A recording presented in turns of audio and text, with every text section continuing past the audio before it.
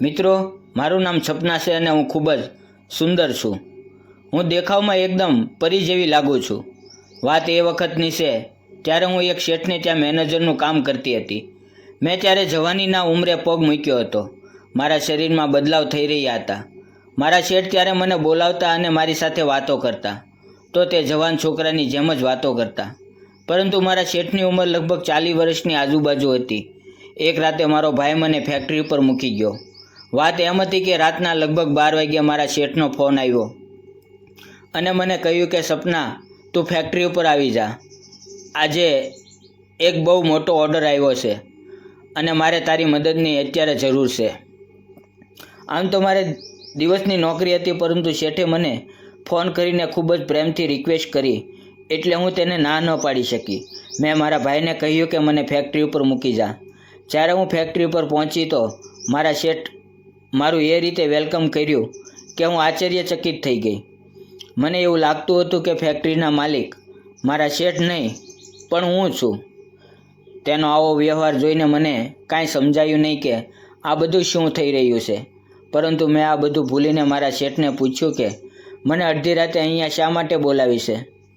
સપના, મને કોઈ મોટો ઓર્ડર નથી મળ્યો, ફક્ત મેં તને મળવા માટે અડધી રાતે ફેક્ટરી પર બોલાવી છે અને તને બોલાવવાનું કારણ બીજું છે। અત્યારે ફેક્ટરી ઉપર હું અને મારા શેઠ સિવાય બીજું કોઈ નહોતું। અત્યારે હું મારા શેઠ સાથે અડધી રાતે સુમસામ ફેક્ટરી ઉપર એકલી હતી। હું ખૂબ જ ડરવા લાગી। મારા શેઠ મારી સાથે વિચિત્ર વાતો કરી રહ્યા હતા। મારા દિલની ધડકન ખૂબ વધી ગઈ। મને કંઈ સમજમાં નહોતું આવતું કે મારી સાથે શું થઈ રહ્યું છે। હું ત્યાંથી ઘર બાજુ જવા લાગી તો મારા શેઠ દોડીને મારા રસ્તા વચ્ચે ઊભા રહી ગયા અને જોર જોરથી હસવા લાગ્યા। હવે મારી ગભરાહટ ખૂબ જ વધી ગઈ અને હું રોવા જેવી થઈ ગઈ। મેં મારા શેઠને કહ્યું, શેઠજી, મને જવા દો, તમે શું કરી રહ્યા છો? મારે ઘરે જવું છે।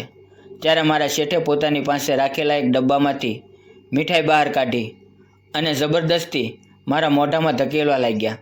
મને લાગ્યું કે આ મીઠાઈમાં નશીલો પદાર્થ મેળવેલો હશે, જે મને ખવડાવીને શેઠ મારો ફાયદો ઉઠાવશે। એટલે મેં શેઠને કહ્યું, મારે મીઠાઈ નથી ખાવી અને મીઠાઈ ખાવાનું પસંદ નથી। તો મારા શેઠ ફરી જોર જોરથી હસવા લાગ્યા અને બોલ્યા, કાંઈ વાંધો નહીં બેટા। ત્યાં અચાનક અમારી ફેક્ટરીના બધા કારીગરો ત્યાં આવી ગયા અને બધા હસવા લાગ્યા। આ બધું જોઈને હું ચોંકી ગઈ।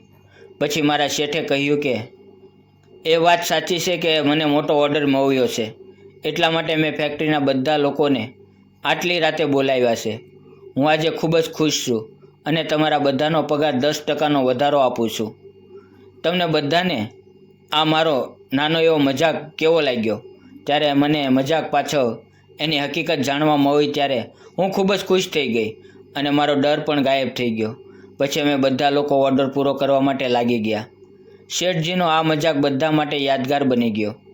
વિડીયો પૂરો જોવા માટે આપ સૌ મિત્રોનો ખૂબ ખૂબ ધન્યવાદ। મિત્રો, તમને મારી પ્રેમભરી વાર્તા પસંદ આવી હશે, જતાં પહેલાં વિડીયોને લાઇક અને ચેનલને સબસ્ક્રાઈબ કરવાનું ના ભૂલતા। ફરી મળશું આવતીકાલે એક નવા વાર્તામાં, ત્યાં સુધી આવજો। વિડીયો પૂરો જોવા બદલ આપ સૌ મિત્રોનો દિલથી ખૂબ ખૂબ ધન્યવાદ મિત્રો।